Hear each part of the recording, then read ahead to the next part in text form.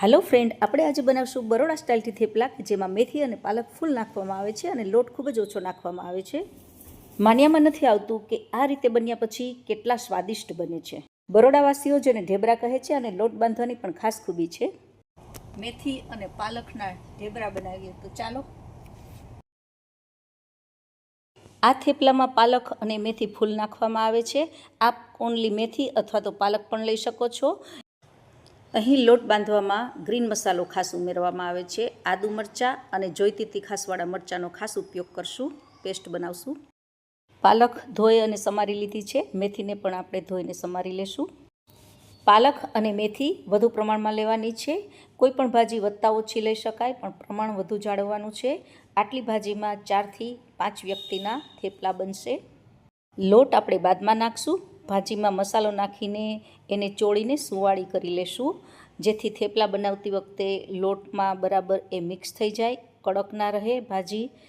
આ રીતે લોટ બાંધવાથી થેપલા ખૂબ સ્વાદિષ્ટ બને છે। જરૂર પૂરતું આપણે નિમક નાખશું અને બીજા મસાલામાં હળદર અને ખાસ તો ગોળ નાખવામાં આવે છે, થોડો ગોળ નાખશું। થેપલા બન્યા પછી એમાં ગળાશ બિલકુલ લાગતી નથી, માઇનર હોય છે એટલે ટેસ્ટી અને એકદમ સોફ્ટ બને છે। હવે તેમાં ખડા મસાલા ઉમેરશું। હળદર નાખશું, ધાણા જીરું, હિંગ, બિલકુલ કચાશ રાખ્યા વગર ધાણા જીરું, હિંગ અને મરી પાવડર ઉમેરશું। આપણે તેમાં ચીલી ફ્લેક્સ પણ નાખશું, તેનો ટેસ્ટ પણ ખૂબ સારો આવે છે। બધા ખડા મસાલા નખાઈ ગયા પછી ભાજીને આપણે એકદમ મસળી અને એકદમ સોફ્ટ કરી લેવાની છે। બને એટલી આપણે એને ચોળીને સોફ્ટ કરશું। આદુ મરચાં અને લસણની પેસ્ટ આપણે મિક્સચરમાં તૈયાર કરી લીધી છે, એ પણ નાખશું। થેપલામાં છે ને ખૂબ ફૂલ મસાલા પડે છે, એટલે સાઈડમાં આચાર, ચટણી, ચા કે દૂધની જરૂર રહેતી નથી। ખૂબ જ સરસ એકદમ ટેસ્ટી થેપલા તૈયાર થાય છે।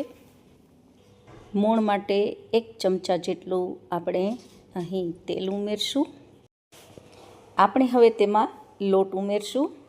અહીં ઘઉંનો લોટ 3 ચમચા ઉપર આપણે નાખવાનો છે અને 3 ચમચા ઘઉંના લોટ બાદ આપણે જુવારનો લોટ નાખીએ છીએ। તમે ઓનલી ઘઉંના લોટથી પણ બનાવી શકો છો। અહીં 1.5 ચમચો આપણે જુવારનો લોટ લીધો છે અને 1 ચમચો આપણે બાજરાનો લોટ પણ નાખીએ છીએ। લોટ નાખ્યા બાદ આપણે પાછળથી થોડું નિમક ઉમેરશું અને લોટ બાંધી લેવાનો છે। અને લોટ છે ને એ પાણી વગર જ બંધાઈ જશે। અગર જો વધતા ઓછો થોડો ઘણો લોટ થયો હોય તો પાછળથી આપણે થોડું ઘણું પાણી પણ ઉમેરી શકીએ છીએ। આપણે અહીં મીડિયમ લોટ બાંધી લીધો છે અને ઉપર થોડું મોણ નાખી અને આપણે 10 મિનિટ 15 મિનિટ આપણે લોટને સેટ થવા દઈશું। 15-20 મિનિટ બાદ આપણે હવે લોટ તરફ જઈશું અને લોટ સરસ હવે થેપલા બનાવવા માટે સેટ થઈ ગયો છે।